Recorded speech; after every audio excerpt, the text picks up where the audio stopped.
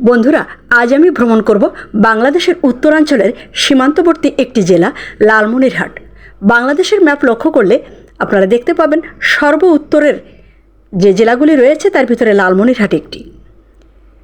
যারা লালমনিরহাট ভ্রমণ করতে চান তাদের জন্য বলছি, এখানে দর্শনীয় স্থানগুলির মধ্যে রয়েছে তিস্তা ব্যারেজ, 3 বিঘা করিডোর, পুড়িমারি স্থলবন্দর, লাল পাথর, রয়েছে কাকিনা জমিদার বাড়ি, এছাড়াও রয়েছে হারানো মসজিদ, সিন্দুরমতি মন্দির, তুষ ভান্ডার জমিদার বাড়ি, আরও অনেক কিছুই রয়েছে এখানে।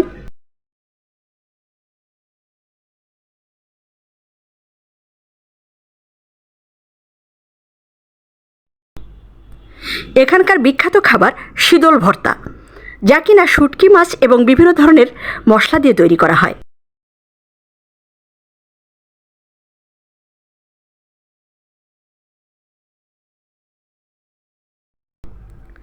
কালোজিরা ভর্তা, বিভিন্ন রকম মাছ ভর্তা, ডিমের চ্যাংড়া ভাজি এখানে বিখ্যাত। আমরা এসেছি সাগাইবাড়ি রেস্টুরেন্ট।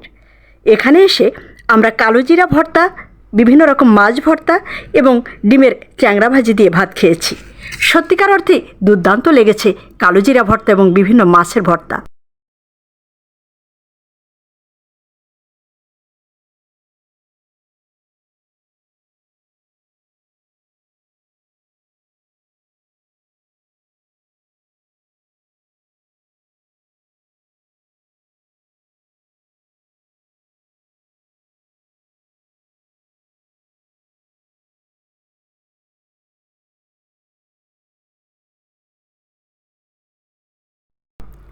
এখানকার খেজুর রস, নাপা শাক, আদা, আলু, ভুট্টা এই অঞ্চলের মাটিতে খুব ভালো হয়।